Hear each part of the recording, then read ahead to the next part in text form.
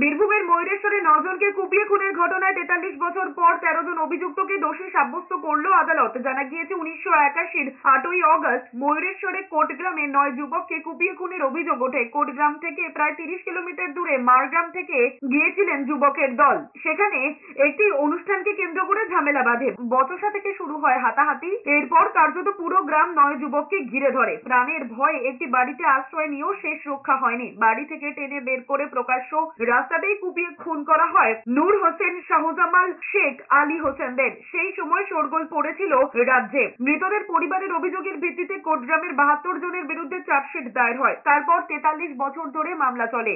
মামলা চলাকালীন অনেকের মৃত্যুও হয়। অবশেষে শুক্রবার 13 জনকে দোষী সাব্যস্ত করে আদালত। সোমবার সাজা ঘোষণা হয়। 1981 সালের একটি কেস, ময়ূরেশ্বর থানার কোট গ্রামের একটি কেস, খুনের মোকদ্দমা, খুনের মামলা। সেটা চলছিল সিউড়ি আদালতে, যেখানে প্রথমে 76 জন আসামি ছিল। পরবর্তীকালে অনেক আসামি বার্ধক্যজনিত কারণে মারা যায় এবং এখন 36 জন আসামি ছিল যারা এই ইয়েতে বিচার ব্যবস্থার মধ্যে অংশগ্রহণ করেছিল, যাদেরকে যাদের চলছিল। তো যাই হোক, এই মামলায় আজকে আমাদের এডিজে ফার্স্ট কোর্ট যিনি আছেন, তিনি এই 36 জনের মধ্যে 13 জনকে দোষী সাব্যস্ত করেছেন এবং সোমবার দিন রায় ঘোষণার দিন ঘোষণা করেছেন।